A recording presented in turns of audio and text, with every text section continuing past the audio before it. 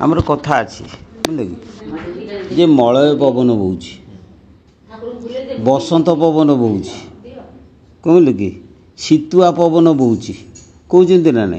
अच्छा पवन तो पवन पवन गोटे पुणी मलय पवन कौन बसंत पवन कौन शीतुआ पवन कौन आम जो कहवा ता अर्थ कौन जे जो पवन रे थंडा आसूची ताको शीतुआ पवन कहवा जो पवन मृदु मृदु शरीर को भल लगुच मलय पवन कहते बसंत समय जो पवन हो बसंत पवन कहते पवन हूँ गोटे किंतु तार ना स्थान विशेष भिन्न भिन्न मलय पवन शीत पवन कहते ठीक सेमती पवन तो गोटे प्राण पवन कौन एवं बुझीपार ना अर्थ अति सरल मुझे बुझे दूसरी ना जो पवन रे प्राण शक्ति प्रभावित होची ताको कहवा प्राण पवन बुझीपारे ना। आम शरीर भितर हृदय रु आमर नासामूल पर्यंत जो पवनटा प्रभावित होची तल उपरू ताको कहवा प्राण पवन अर्थात से ही पवन रे प्राण शक्ति मिसिकी प्रभावित होची ता ना प्राण पवन। नाभिरु हृदय जो पवन रहा ताको कहवा समान पवन। नाभिरु गुहे द्वार जो पवन रहा सेटा अपान पवन। आ कंठरु कर्ण दुई कर्ण मझी कंठरु कर्ण दुई कर्ण मझी पर्यंत जो वायुनली अच्छी से जो पवन जाऊँगी ताको कहवा उदान पवन।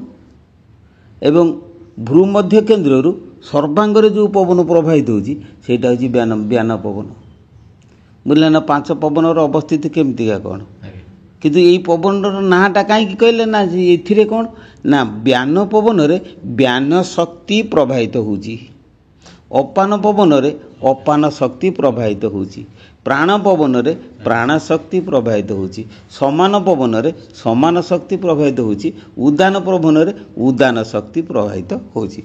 किंतु तमें किंतु यही जो शक्ति मु कहली ये शक्ति कौन प्राण शक्ति हुए तो आम जापर भलमंद कर अपान शक्ति कौन समान शक्ति कौन उदान शक्ति कौन ब्यान शक्ति कौन आम ताको जानी ना कौन बोले कि तेने यही जो प्राण शक्ति कौन ना शून्य भितर जो आत्मा रही जो आत्मा शक्ति रही सी कौन हो ना पवन प्रकृति की धारण जो करुँची ता ना प्राण शक्ति हो हृदय से प्रभावित हो बुझिपारे कि जितेबले जल शक्ति जल तत्वर प्रकृति जितेबले पवन रे मिशुची ता ना हूँ अपान प्रवृत्ति प्रकृति पृथ्वी गंध शक्ति जितेबले पवन रे मिशुची ता ना है अपान पवन बा अपान हाँ अपान शक्ति अपान पवन बुझीपार कि कंठरे उदान अच्छी उदान कौन ना उदान अन्य मान हूँ रज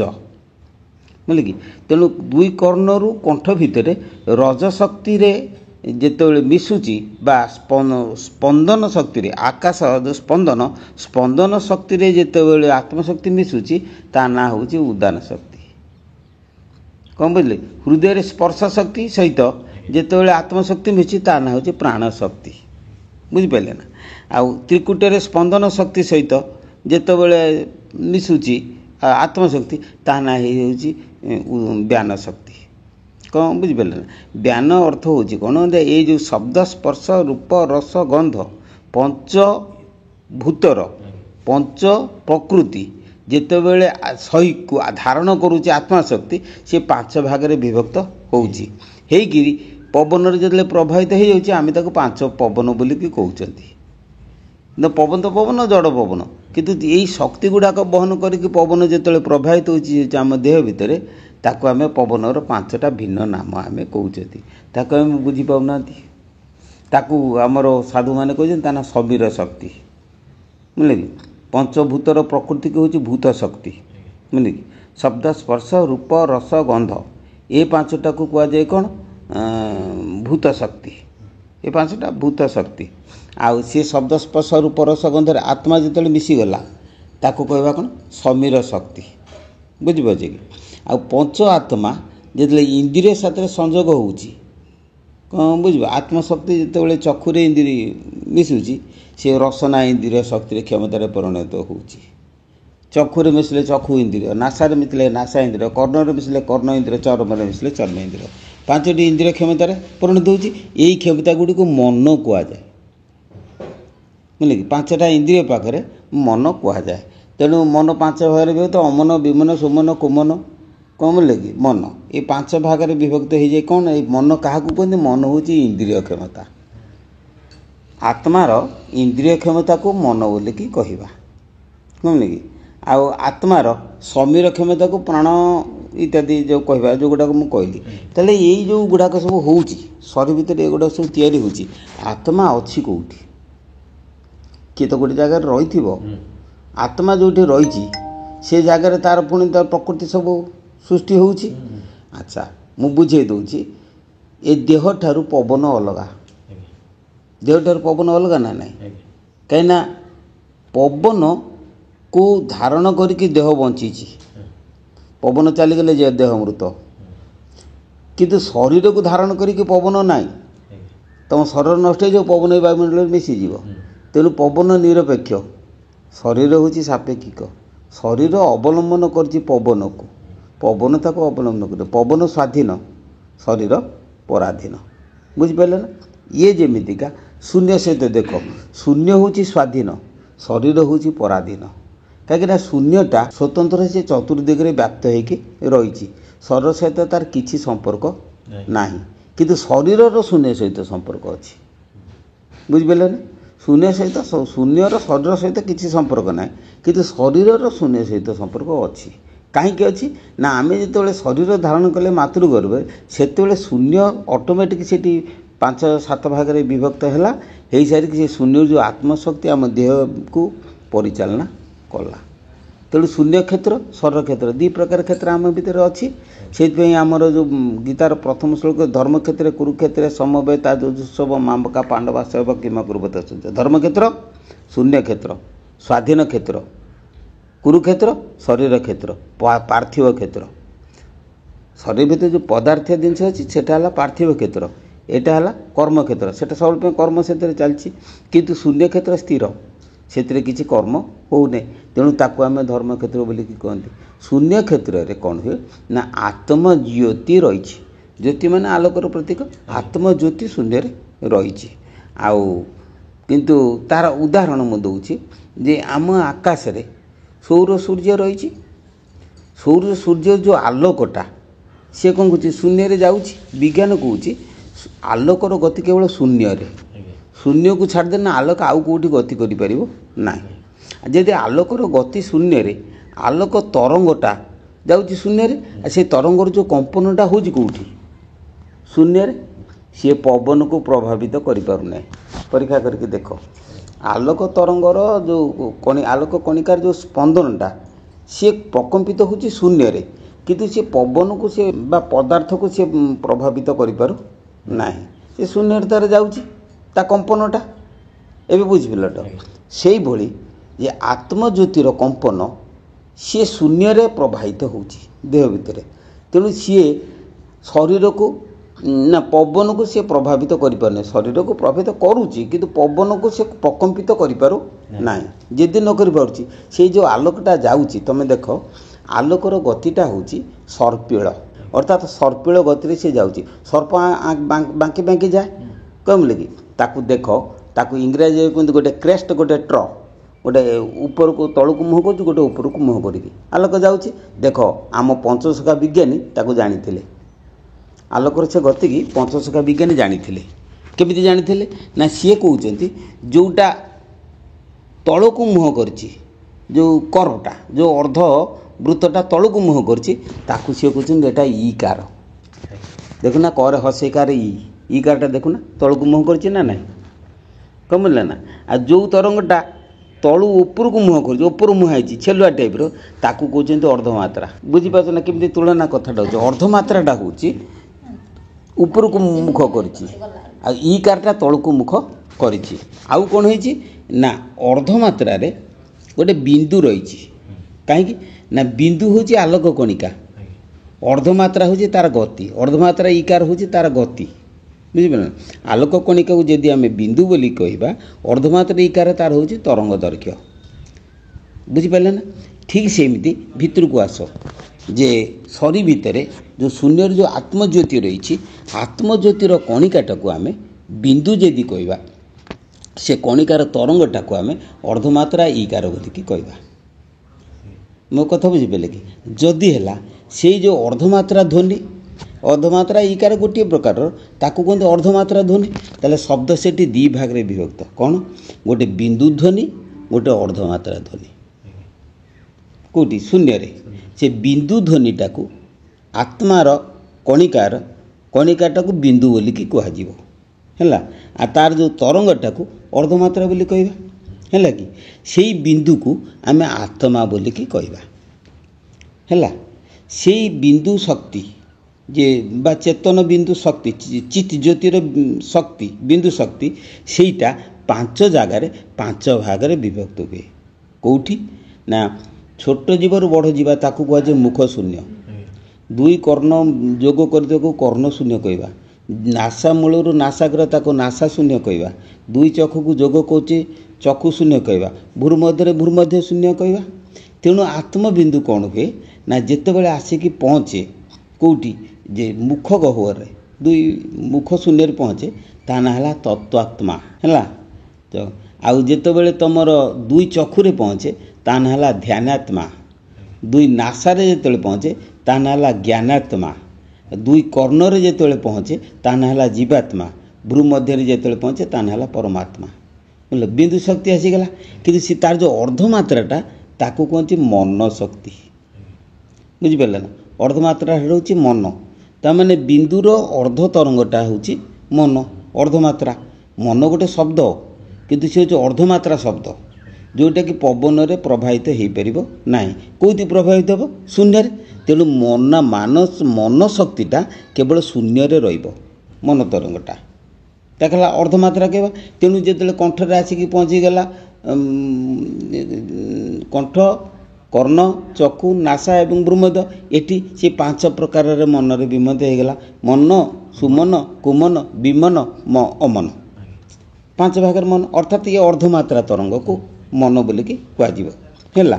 ये जो बिंदु अर्धमात्रा शून्य रही तापर तलू को आसला कौन ना पवन यही पवन धीरे कौन हुए ना जिते आत्मा शक्ति प्राण शक्ति परिणत हुए से पवन को स्पंदित करे यहाँ शून्य गला पवन को आसला प्राण शक्तिटा हूँ जड़ चेतनर मिश्रण शक्ति प्राण अपान समान उदान व्यान यही 5टा शक्ति होती जड़ चेतनात्मिका अधे जड़ शक्ति प्रकृति अधे चेतन प्रकृति मिसिकी से 5टा शक्ति तैयारी तेणु जेहेतु जड़ प्रकृति से मिसिकी रही तेणु से पवन को प्रभावित करुच्ची हेले कौन हम सी ध्वनि झंकृत होती किंतु कान को शुभु ना ध्वनि झंकृत होती से कान को शुभु ना से ध्वनि की कह मात्रा ध्वनि बुझे मन मन तुम मत गाड़ी दौना मानस ध्वनि तुम मात्रा ध्वनि परिणत है तुम गाड़ी देल मु हसुची क्या मुझे तुम गाड़ीटा शुणी पार्टी कि तेणु से जो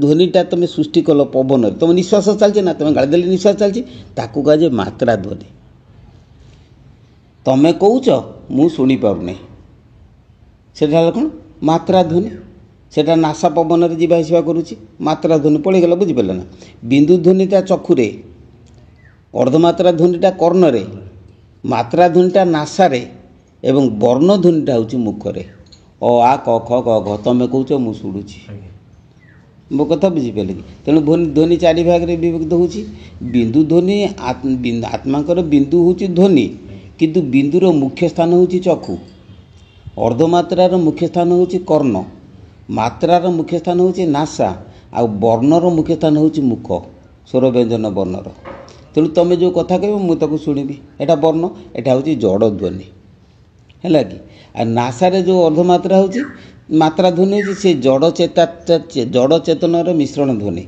बुझिपारे ना मुखरे जड़ ध्वनि नासारे जड़ चेतनर मिश्रित ध्वनि प्राण अपान समान उदान व्यान जो ध्वनि गुड़ाक सब मात्रा आकार आसूची आ कर्णरे चेतन ध्वनि चक्षुरे मध्य चेतन ध्वनि तेणु ये गुड़ हूँ चित ध्वनि चेतन अर्धमात्रा बिंदुटा चेतन ध्वनि तेणु आम जो मुखरे जदि कौन मंत्र उच्चारण करवा बुझिपारे कि सेटा जड़ ध्वनि ना जेते कर जेते छाटी पिट कौटू आसो सी तुम जड़ ध्वनि जो बंद हो मानस ध्वनि की जीव नासा ध्वनि की जीव से मात्रा ध्वनि रे परिणत हम आउ टिके सूक्ष्म है पुणी मात्रा ध्वनि जो सरल हम अर्धमात्रा ध्वनि की जीव अर्धमात्रा ध्वनि बिंदु ध्वनि गले मंत्र चैतन्य लाभ कर ये स्वप्न को राति कहीं जो माला गड़ेमी धरमी एत स्वप्न को नासी कहीं छाड़ दियो मुख ध्वनि की आगे अर्धमात्रा ध्वनि की आस ना मात्रा ध्वनि की मात्रा ध्वनि कौन जड़ चेतन मिसिकी से ध्वनिटा तेणु से ध्वनिटा को आगे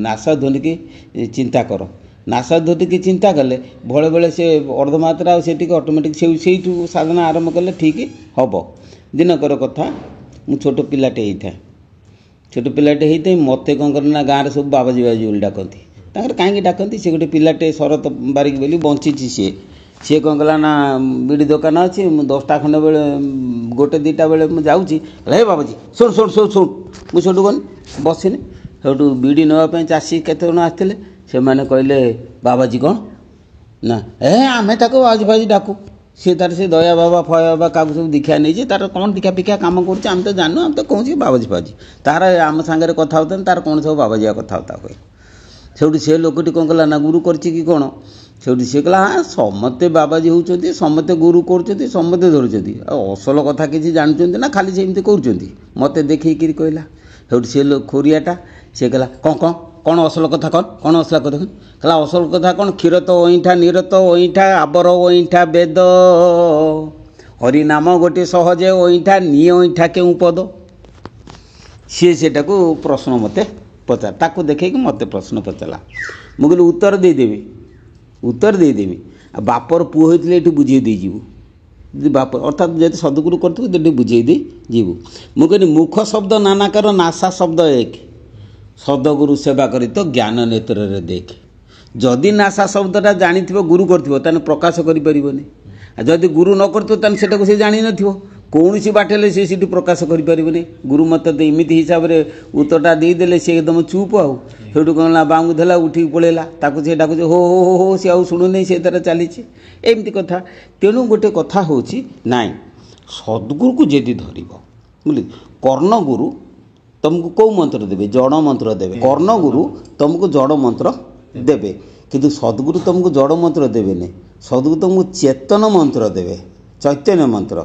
जो चैतन्य मंत्र को धारण कला तुमको सिद्धि करने पड़ोनी सी तार चलो ऑटोमेटिक काम कर कौन बुझीपारना जड़े भद्रव्यक्ति गोटे दिन 4-5 थर फोन कले आज्ञा मत कहूना सदगुरु क्या कहती मुझे कहनी बापा मुझे जानी नहीं सदगुरु क्या कहती सदगुरु क्या कहती ते केमी कहमी मुझे लास्ट बेलू गोटे उदाहरण देली मुझे ते ज्वर हो तू कटक जीवु पुणी डाक्तर देखेले भल हबु तो कौ डाक्तरटा भल तू ताकू देखेबू केमिति जानबू ना लोकों को पचारिक बास लोकों को पचारिक जानबू तुम गाँव किए जड़े जाइला भल होता कह हाँ भाई मुझे जाइली अंक डाक्तर ये रोग होता मत भल कर आउ तुम से जा ताकू विश्वास कर जीवु ठीक से भाई सद्गुरु किए से भक्त को पचारे तांको विश्वास करके तू पाखक जीवु ना सद्गुरु बोली कस्मिन काले चिन्ह पारूनु कौन बुझिपारे ना तेणु ये सब कथा बुझिला तो पवन कौन आत्मा कौन स्वर कौन बीज कौन या कहते सप्त पंचात्मिक